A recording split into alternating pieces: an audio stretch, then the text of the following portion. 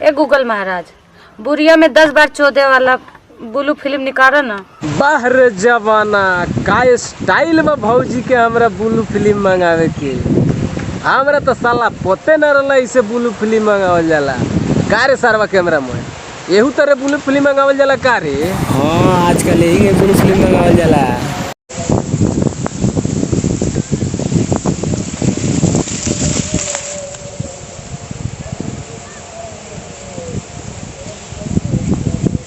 ए Google आ तनी गोड़िया में 10 बेर पेले वाला ब्लू फिल्म भेजा न।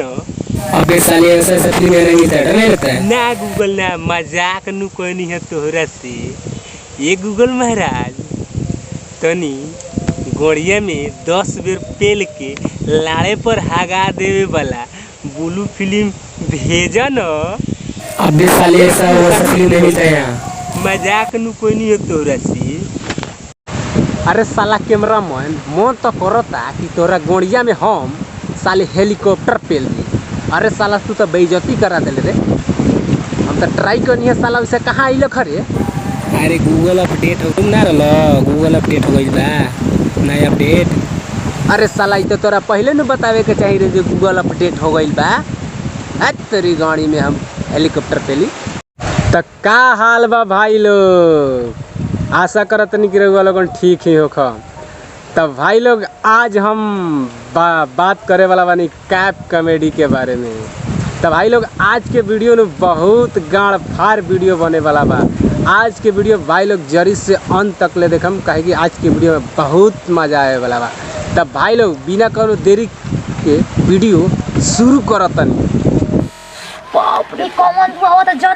त का भाई लोगन देखत तरह ई भौजी भौसड़ी का करतिया, गछिया के जरियठिया में अपन अगला इंजनवा खरकोचतिया।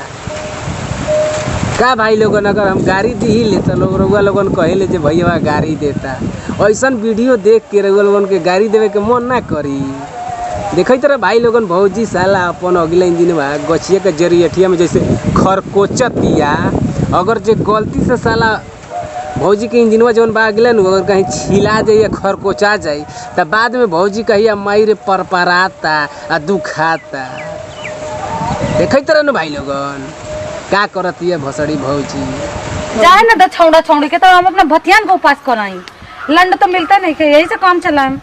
का बात कहतरू भौजी, तोहरा लंड के कमी हो गइल बा। तोरा लंड के कमी हो गइल बा नु तो तू न एगो काम कर, हमारा कैमरा मैन के यहाँ चल जा, आ ना तो हमारा लगे आ जा। आ ना तो ओहू से ना होई नु न तू का कर, हमारा बालचन के यहाँ चल जा, आ ना तो चोनर बैठा के यहाँ चल जा, आ ना तो हाथी ना साला हाथी के बड़ा मोट होई। अगर जे पेल दी नु तो दाँत चियार के मर जइबू। हम यही पे बैठम अभी। हाँ, बुढ़िया में गाड़ जाए आई दादा। पहले ही हम कहत रहनी है गछिया के जरियठिया पर मत बैठा मत बैठा मत बैठा।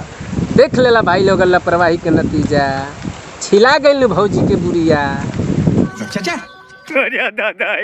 हाँ, हमारा गाड़ में पेलवाए का बड़ा मन करेला। अरे बाप रे, अच्छा तोरा गाड़ में पेलवावे के बड़ा मन करेला।